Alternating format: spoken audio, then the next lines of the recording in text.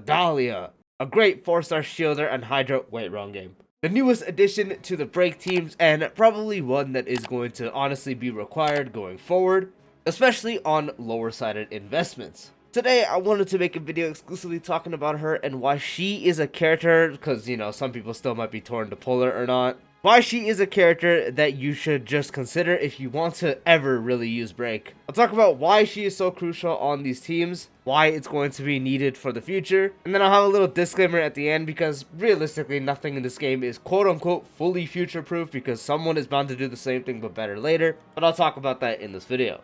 Also, again, I can't be asked to use break in the background footage, so just enjoy whatever I got. Click on my link in the description right now to join me for a journey in Raid Shadow Legends. It supports my channel a lot and gives you a legendary start in the game with Elenaro, as well as 3 awesome epic champs. Don't waste any time and click on the link right away. I appreciate you guys. So it's quickly been realized that Dahlia is practically a non-negotiable teammate on these teams no matter the break DPS. Firefly especially, she gets the biggest jump. Bootil Rappa teams get insane jumps with this character, especially since she can implant physical weakness permanently on characters because of the dance partner stuff with her ultimate. So, not permanently, but you get the point. It's more consistent physical weakness for Bootil. Rappa can't implant weakness, so the imaginary one to give her full toughness reduction no matter the stage is so insane. And even for the lesser used / lesser traditional ones such as Himiko or even Hypercarry Linksha, it's insane for them because now you can have fire weakness on everyone because the Dahlia is fire, they're fire, so it'll just implant anyways.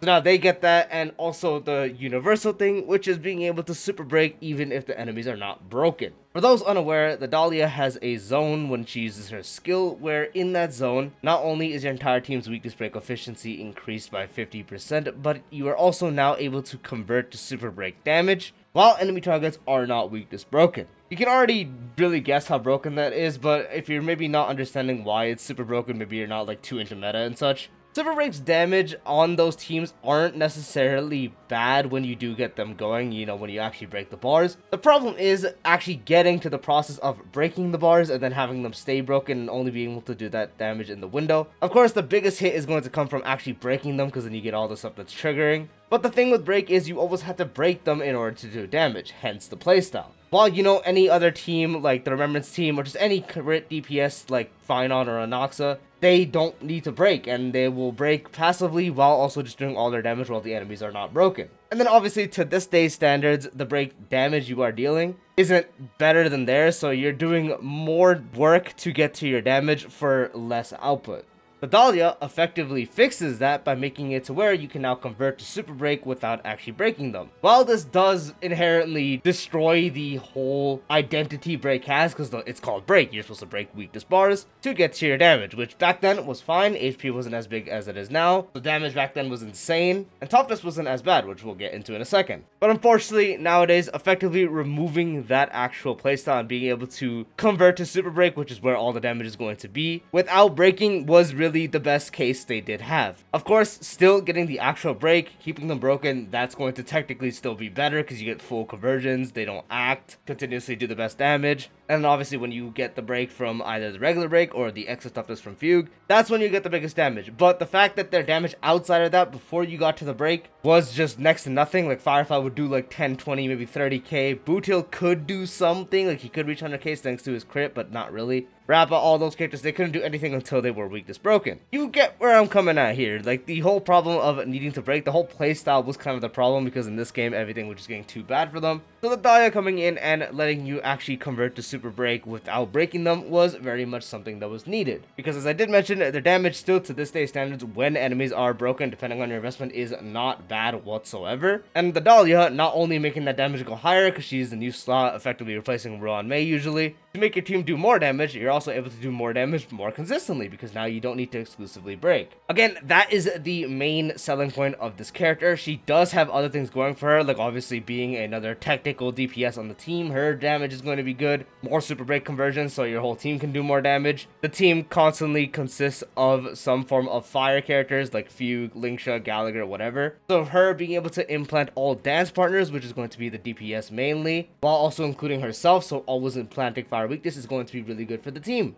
because now no matter the battle, people on the team like Fugue, Linksha, so on, are able to constantly lower toughness, help you deal even more damage because their stuff is getting converted to super break as well, at least depending on what buffs you have going, but mainly just for the fact that they have their contribution going very well. Everything she gives is insanely good, also giving your team AoE break effect, effectively just replacing Ruan Mei on these teams. Defense Shred, weakness implant, and that you can really control by depending on who you give the dance partner to, AoE break effect buff, and also the fact that you can give speed. One of her traces allows you to give speed. This obviously does depend on the character. They have to implant weakness. So only the Dahlia herself, Firefly, Bootil, those are like the main DPSs, and if you're doing Break Anoxa or something, he can too. But unfortunately, Hibiko, Linksha, Rappa, they can't get it. But for the people who can get it, 30% speed. And we know speed is really good on these break characters. Bulb Attack also doing good damage. Again, as I mentioned, Dahlia doing good damage. You have this really stacked character that does good damage on the team, converts to Super Break, provides AoE break effect, which is insane. Speed for the main DPS, depending on who they are. Reducing every enemy's defense. Implanting weaknesses. I don't actually know if I mentioned that. I'm like running on barely any sleep. And then finally, converting to Super Break even when enemies are not broken. A lot of stuff, stack character for this playstyle. Now the next part of this video, why is she really needed for like the future of Break, at least until someone does her role? I kind of already answered this in the first part, talking about why she's so good in general, and talking about Break's problems, but yeah, the Break problems I mentioned. Break has not been dealt a good hand. Constantly, they are getting screwed by not getting any forms of buffs. Think of like how Dot really didn't get anything until obviously Kafka's buff, and then Heistlin's took a while, but they finally got it. That's kind of what's happening here, but obviously there's a chance that we might just go a bunch of time without getting another break buff, so we're kind of stuck at this. And this being a major, and I mean major amp to the teams, is something that was really needed. Like, it is like the maybe not as good as like the Dot amp got with Kafka buff and Heistlin's, because really, just go back and try to use them. I did this the other day. If you have a Dot team with Kafka and Heistlin's, turn off your Kafka buffs and try to clear with that, or keep the Kafka buffs on and try with the Heistlin's. You'll get what I mean when I try to say that. But yeah, the Dahlia being that kind of level of buff for this team was really needed, and she's going to kind of be like that cornerstone, at least until someone does her role.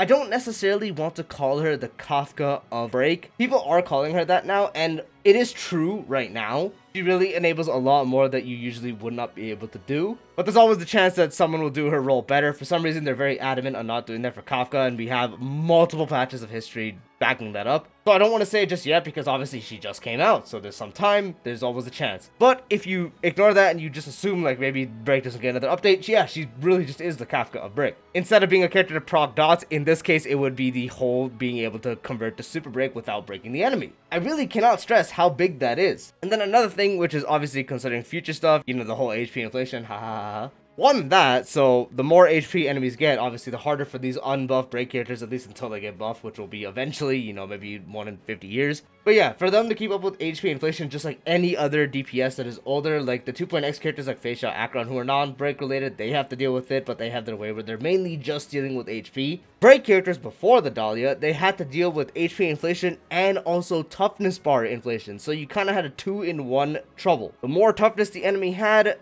obviously the harder it became to get to your actual damage. And then once you finally got to your actual damage, HP inflation hits, so you finally got past the toughness inflation part. Now you have to deal with the HP inflation part. That's going to be a continued trend. It's not going to slow down. As we go into, especially 4.x, we're really right behind a new thing, which potentially could be even more HP. Will it skyrocket like how we've had some random jumps? I don't know, we'll have to see. But toughness and HP will inevitably go up. Just like any other gacha game, stuff is going to get harder.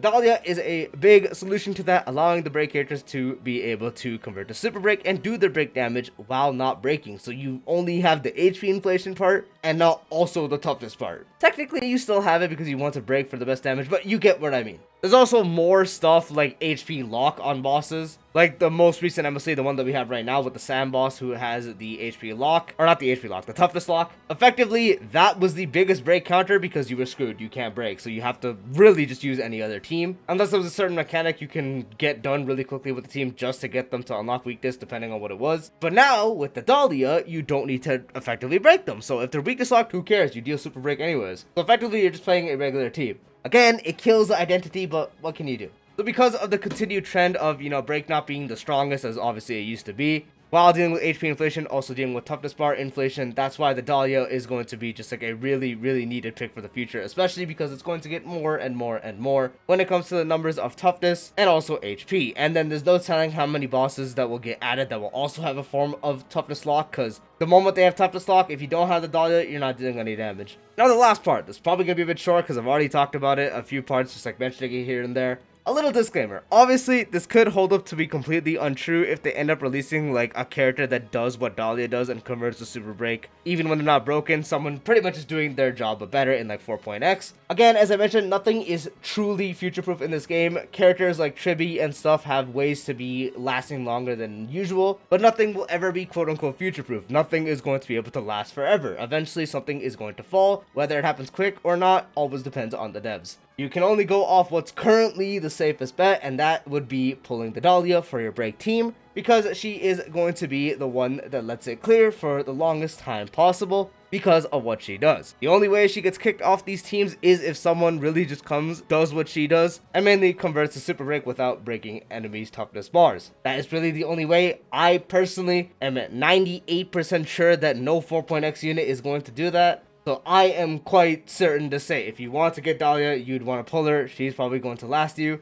at least if you have a decently invested in break team throughout the 4.x, because a decently invested in break team, mainly Firefly, with like E2 Firefly, E1 Fugue, whatever, could practically let you clear the entirety of 3.x. The Dahlia is going to be the new point for that for 4.x. And again, I doubt it until maybe at least the very, very end, where there'll be another break upgrade for that. And if there's another case where there really isn't another break upgrade, until the very, very end of the patch, the Dahlia is going to be that unit that really helps your entire 2026 year until we get to 5.x. So again, it's not fully safe. It never will be. No character will be. But for a very, very high percentage chance of like 98%, that is why she is going to be a must pull. But I want to have that disclaimer just in case. Anyway, that does bring this video to a close. I do hope you found this video helpful, talking about why the Dahlia is really needed for these break teams. Really, if you're interested in break, or you're getting into break, or you have teams that you want to dust off and you want to get back into it, she's going to be a unit you want to pull. I do hope you found this video helpful. Again, if you did, drop a like, would be greatly appreciated. If you're new to the channel or haven't done so already, be sure to subscribe and turn on the bell icon for future videos like this, along with all other types of style content. Check the description to join the Discord and check out my Archetype channel. And once again, guys, if you are interested whatsoever in Raid Shadow Legends, be sure to click the link at the top of the description or pinned comment to create your account and get a very, very strong start. So if you're interested whatsoever, definitely feel free to do so, and I'll see you later. Peace out.